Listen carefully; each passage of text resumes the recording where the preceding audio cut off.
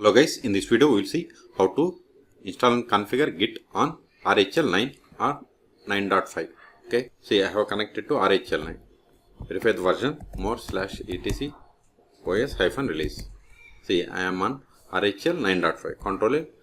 Now update the packages. Sudo dnf update. Hit enter. Provide the password of sudo user. Hit enter. Nothing to update, all packages are up to date. Then install the Git by running the command sudo dnf install Git. It will install the latest version from the repositories. See, it is installing version number 2.43. okay, see, and also it is installing these dependencies. Type 5 for confirmation and hit enter.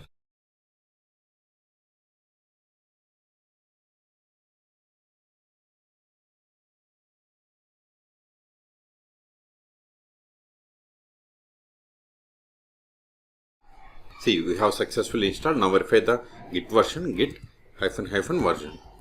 See, we have installed Git 2.43. okay. Now we have to configure the Git config ---- global, then user.name, then provide your username.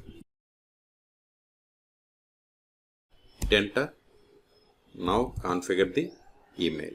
Git config ---- global user.email, then in quotations give email ID.